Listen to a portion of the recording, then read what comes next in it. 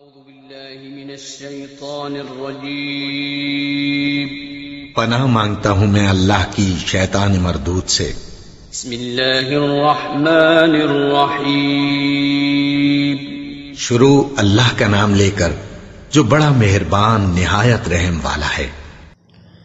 أعوذ بالله من الشيطان الرجيم بسم الله الرحمن الرحيم فلعلك تارك بعض ما يوحى إليك وضائق به صدرك أن يقولوا لولا أنزل عليه كنز أو جاء معه ملك إنما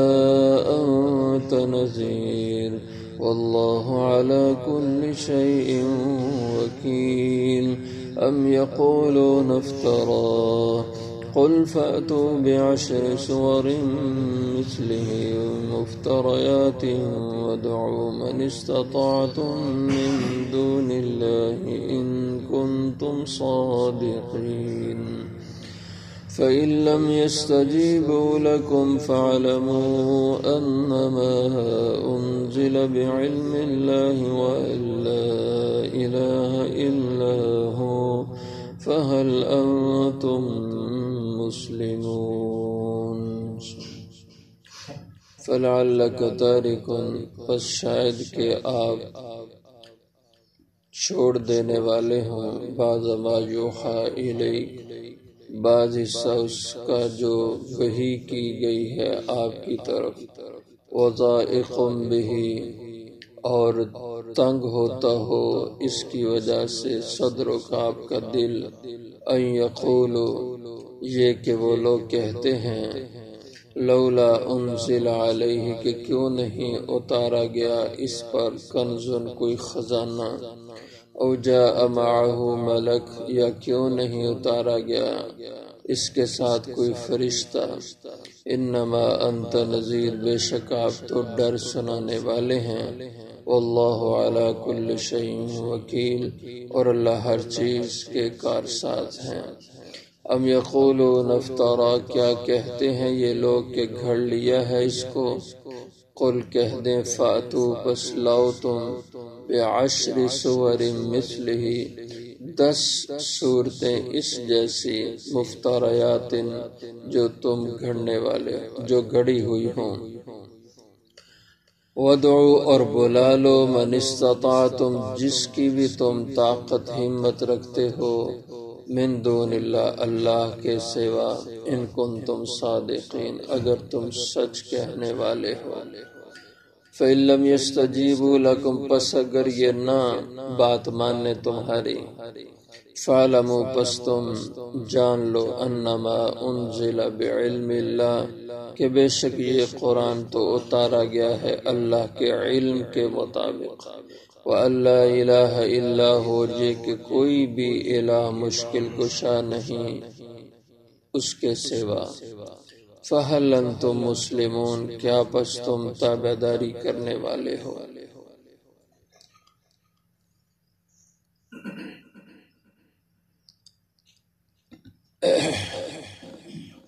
انبیاء کرام علیہ السلام میں اللہ تعالیٰ نے بڑا حوصلہ صبر رکھا ہوتا ہے صبر استقامت کے پہاڑ ہوتے ہیں نبی لیکن بتقاضۂ بشریت مخالف اور دشمن کے طعنوں سے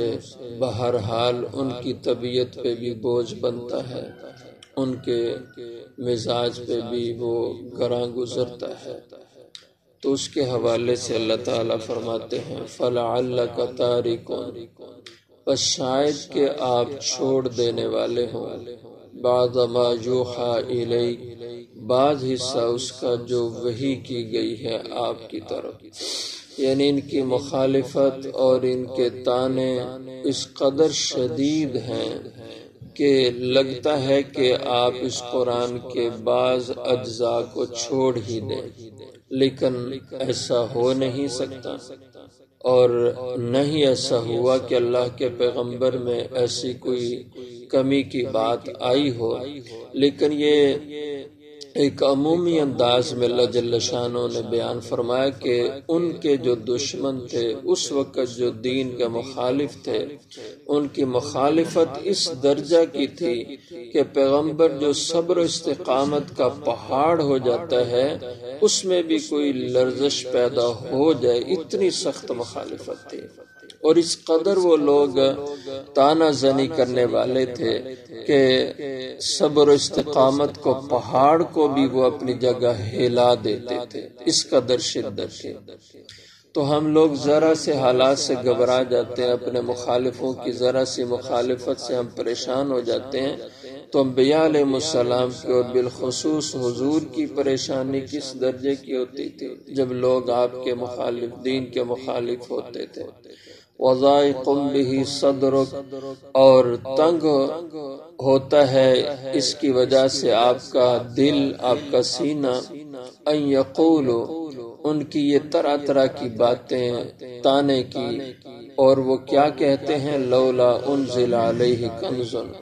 وہ کہتے تھے کہ تم کہتے ہو میں اللہ کا نائب ہوں، اللہ کا نبی ہوں، پیغمبر ہوں، تو پیغمبر اگر ہو تم تو پھر تو ہونا یہ چاہیے تھا کہ تمہارے ساتھ آسمان سے فرشتہ، کوئی گن مین فرشتہ ہوتا، کوئی تمہارا ساتھی ہوتا، وہ جو تمہارے ساتھ ہر وقت رہتا۔ جیسے آپ دنیا میں دیکھتے ہیں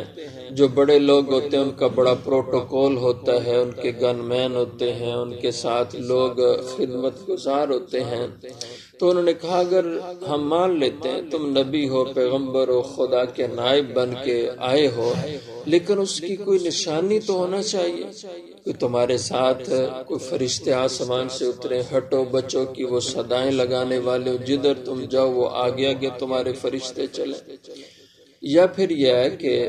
تمہارے پاس بڑی دولت، سونا چاندی کے خزانے ہونے چاہیے کیونکہ تم اللہ کے نبی ہو، تمہارا بڑا رتبہ ہے۔ اور پھر تیسری بات یہ کہتے کہ پھر ایسا ہونا چاہیے تھا، اگر ایسی سچی بات ہے تمہارا پیغمبر ہونا، تو یہ تمہارے لیے بڑی دولت، باغات ہونے چاہیے، بڑی زمینیں تمہاری ہونی چاہیے۔ تو یہ باتیں ایسی کہتے تھے۔ ظاہر ہے جب آپ کسی سے کوئی بات اصلاح اور دین کی کریں، وہ الٹا آگے سے آپ کو ایسی باتیں تانے دینے شروع کر دے تو پھر انسان کی طبیعت پہ بہت بھاری گزرتا ہے۔ تو وہ یوں کہتے لولا انزل علیہ کنز، کیوں نہیں اتارا جاتا اس کے اوپر، کیوں نہیں اتارا گیا اس کے اوپر خزانہ، کوئی سونا چاندی۔ یا جیسے دوسری آیت میں کہتے تھے یہ صفا مروہ جو پہاڑ ہے تمہارے پاس ہے،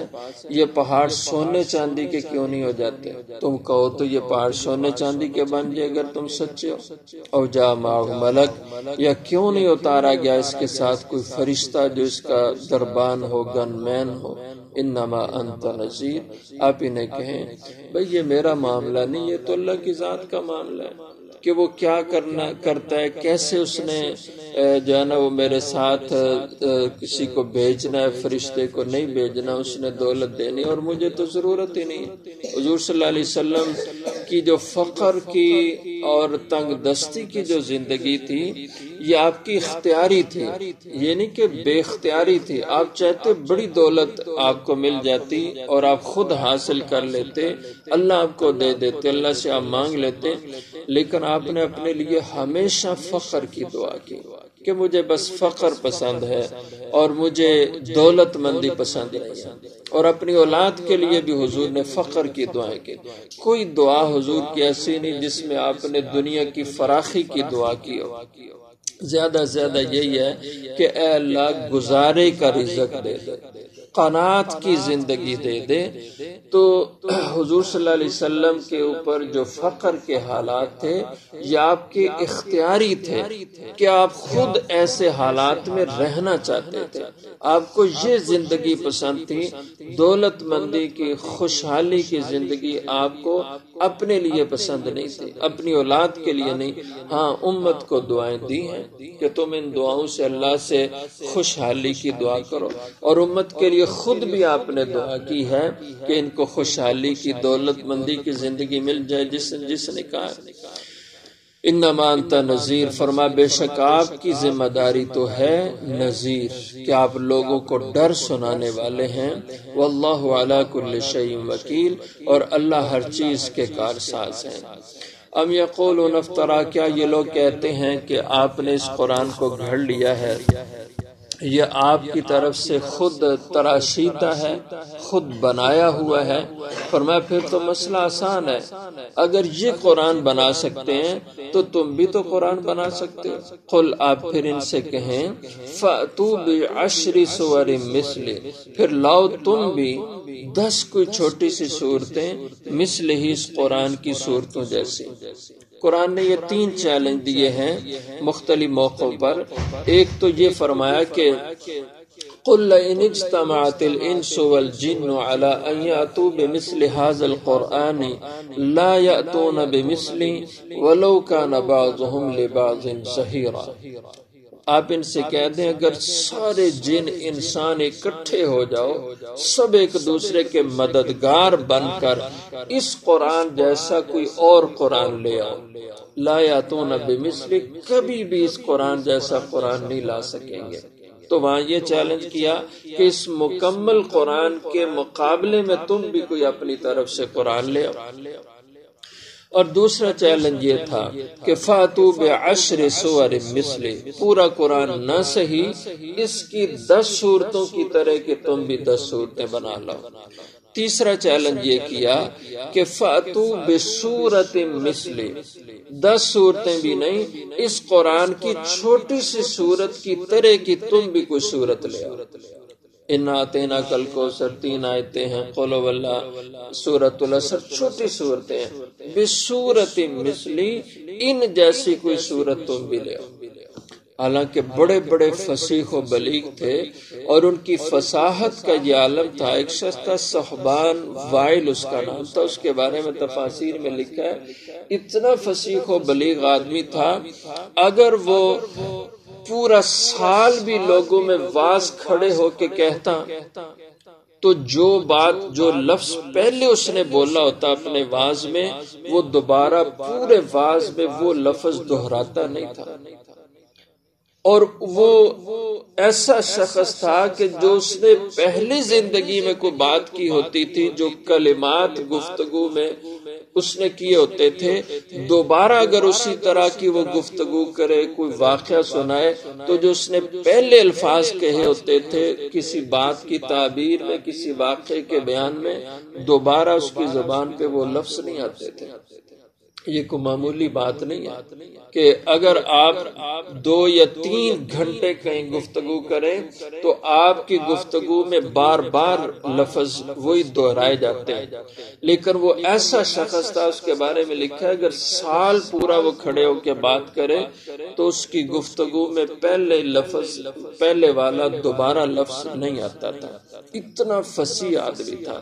لیکن قرآن کا یہ چیلنج وہ قبول نہیں کر سکے کہ اس کی چھوٹی سی صورت کے مقابلے میں کوئی صورت لے آئے۔ تو فَأْتُوا بِعَشْرِ سُوَرٍ مِثْلِهِ، تو پس لاؤ کوئی 10 صورتیں اس قرآن جیسی، مفتریات، جو تمہاری طرف سے گھڑی گئی ہوں،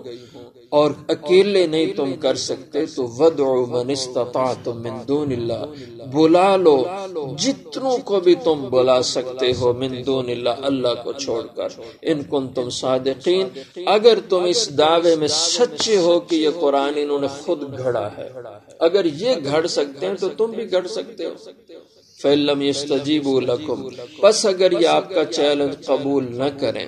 اگر تمہاری بات نہ مان سکیں، فَاعْلَمُوا، تو پھر تو تم سب کو جان لینا چاہیے، انما انزل بعلم اللہ، کہ بے شک یہ قرآن اللہ کے علم سے اتارا گیا ہے، وَأَن لَّا إِلَٰهَ إِلَّا هُوَ، اور یہ کہ اللہ کے سوا کوئی الہ مشکل کشا نہیں ہے، فَهَلْ أَنتُم مُسْلِمُونَ، تو کیا قرآن کی اتنی پکی اور یقینی اتنی باتوں کے بعد بھی تم تابعداری کرنے والے ہو، سچے مسلمان بننے والے ہو، تو مسلمون یہ مسلم کی جمع ہے، مسلمان کی جمع ہے، اور مسلمان کہتے ہیں جو فرما بردار ہو، جو تابعداری کرنے والا ہو، اور جو باغی سرکش ہو اللہ کے حکموں کا، وہ مسلمان نہیں، اس کو قرآن کی اصطلاح میں منافق کہا جاتا ہے۔